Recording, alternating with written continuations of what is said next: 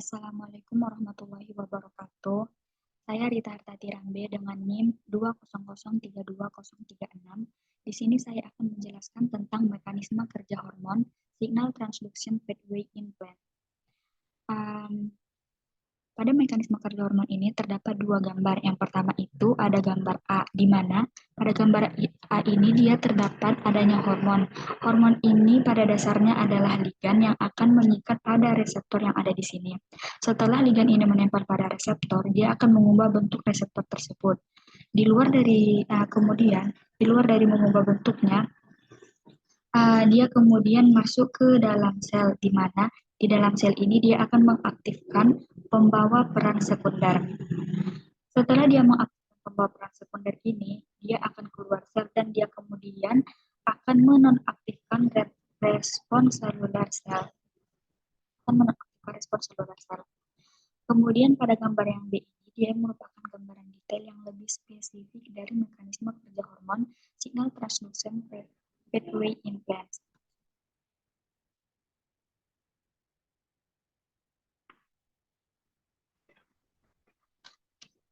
Pada gambar 2 ini dia terdapat reseptor, di mana reseptor ini merupakan sel khusus atau kelompok ujung saraf yang akan menanggapi rangsangan sensorik. Reseptor ini berada di luar sel, di mana dia akan menunggu ligan ini menempel pada reseptor, di mana ligan ini merupakan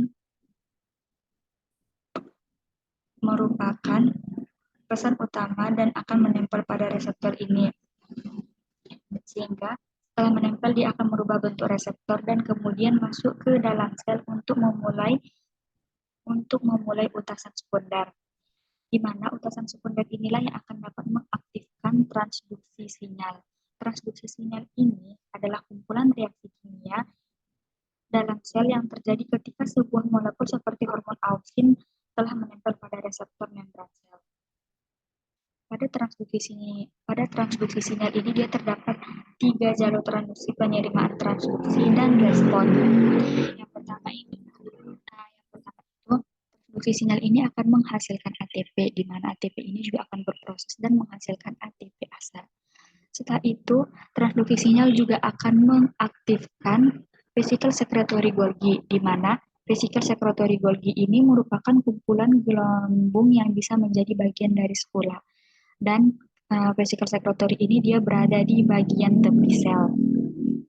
Setelah dihasilkan ATP dan vesicle secretory Golgi ini telah disekresikan, maka selanjutnya beralih ke langkah respon faktor transkripsi, di mana pada langkah respon faktor transkripsi ini dia terjadi dengan mengaktifkan regulasi auksin. Kemudian regulasi auksin ini akan masuk ke dalam sel untuk memberitahu faktor transkripsi spesifik yang mengubah DNA menjadi mRNA. Setelah DNA diubah menjadi mRNA, mRNA ini juga akan meninggalkan sel untuk ditranskripsikan menjadi protein, dan protein ini akan diaktifkan di dalam sel.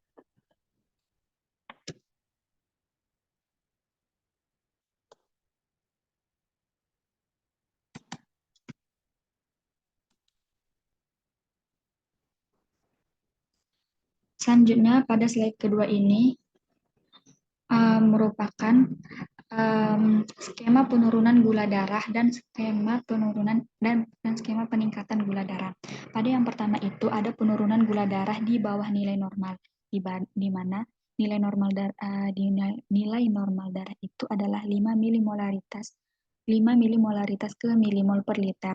Namun pada penurunan gula darah di bawah nilai normal ini, dia cairan gula darahnya berada di bawah 5 milimolaritas ke milimol per liter. Cairan gula darahnya ini ada yang menuju ke pankreas tanpa adanya hambatan, kemudian ada yang menuju ke pankreas tanpa adanya rangsangan, dan ada juga yang merangsang medula adrenal, sehingga medula adrenal ini akan menghasilkan epinefrin.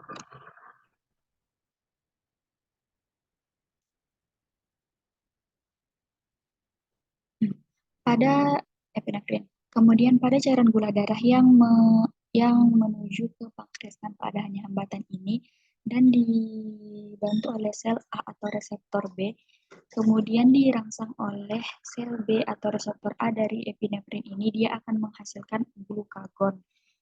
Dia akan menghasilkan, dia itu akan menghasilkan glukagon.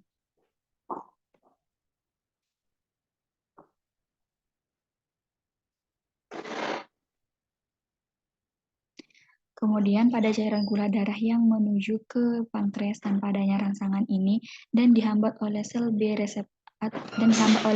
atau reseptor A dari epinefrin, dia itu tidak akan menghasilkan insulin karena dia itu telah dihambat oleh sel B atau reseptor A dari epinefrin tersebut.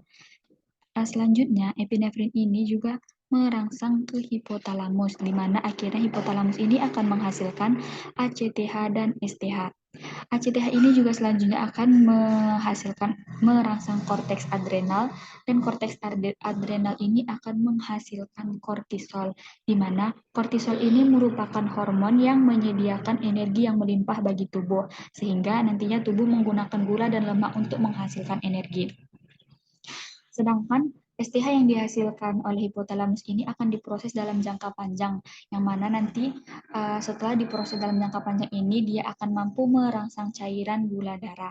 Sehingga hasil akhir dari proses ini adalah glukagon, kortisol, dan STH yang diproduksi dalam jangka panjang. Sehingga mereka inilah yang akan membuat kadar glukosa darah ini kembali ke dalam keadaan normal. Selanjutnya pada peningkatan gula darah di atas nilai normal, yaitu cairan gula darahnya di atas 5 milimolaritas ke milimol per liter.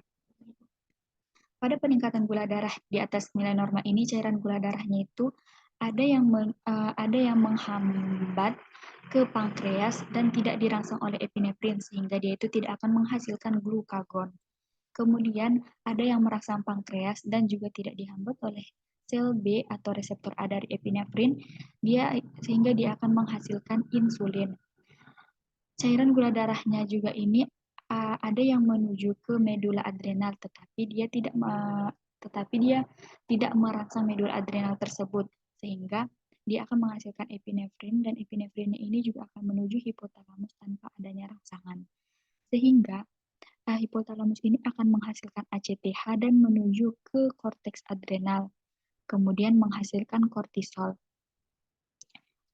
Selain itu, hipotalamus ini juga menghasilkan STH, namun STH yang dihasilkan pada peningkatan gula darah di atas nilai normal itu dia diproses dalam jangka pendek, di mana hasil akhir dari proses peningkatan gula darah di atas nilai normal ini adalah insulin, ada insulin, kortisol, dan STH. Tetapi kortisol yang dihasilkan di sini itu dia tidak dapat merangsang cairan gula darah, sehingga insulin dan STH inilah yang akan merangsang kadar glukosa darah agar kembali ke keadaan normal.